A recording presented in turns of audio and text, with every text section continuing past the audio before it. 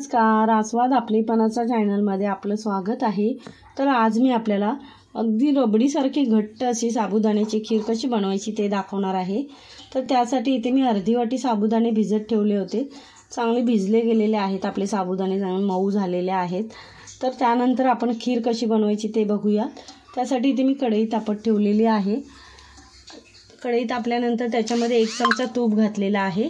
तूप मेल्ट झाल्यावरती आपले साबुदाणे आहेत ते परतून घ्यायचे आहेत आपल्याला अर्धा मिनिटासाठी, म्हणजे त्याने आपल्या साबुदाण्याला खूप छान असं म्हणजे खिरीला वास येतो आपल्या तूप घातल्यावरती।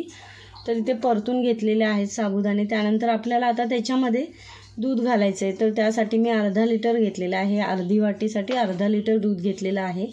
तर हे अमूलचं दूध घेतलं आहे मी। तर ती पूर्ण बॅग आपल्याला त्याच्यामध्ये ओतून घ्यायची आहे। आणि दूध ओतून घेतल्यानंतर आपल्याला पुन्हा एकदा तिला मिक्स करायचं, म्हणजे आपले साबुदाणे जे आहेत ते कुठे लागले नाही गेले पाहिजेत, म्हणजे एकत्र असे चिकटतात वगैरे, तर तसे झाले नाही पाहिजेत, म्हणून थोडं मिक्स करून घ्यायचं आहे।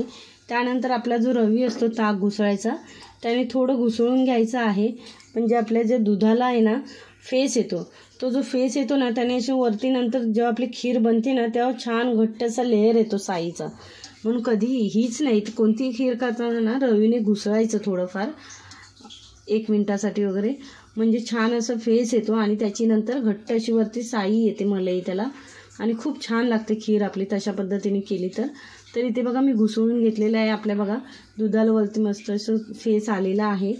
आणि त्याच्यानंतर आता आपल्याला त्याच्यावरती झाकण ठेवायचं आहे। गॅस जो आहे तो आपल्याला मीडियम ठेवायचा। आपले साबुदाणे चांगले शिजले गेले पाहिजेत, आतमध्ये मऊ होतात।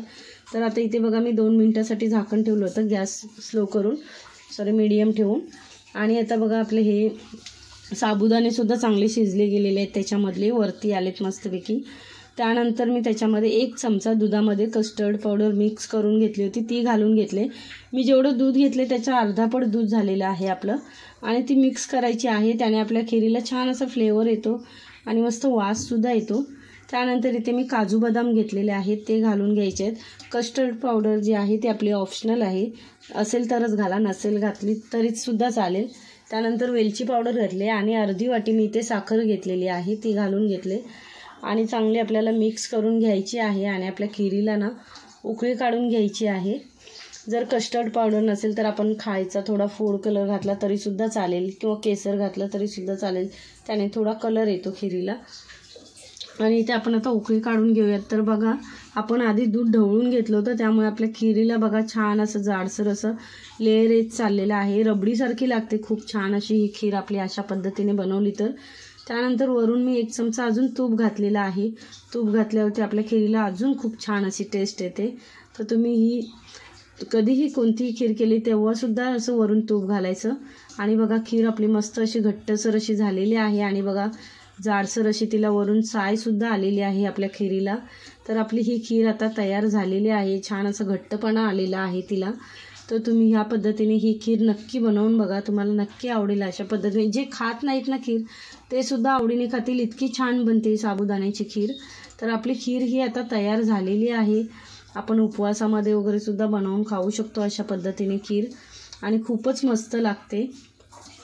तर तुम्हाला ही माझी आजची खिरीची व्हिडिओ कशी वाटली हे कमेंट करून नक्की सांगा।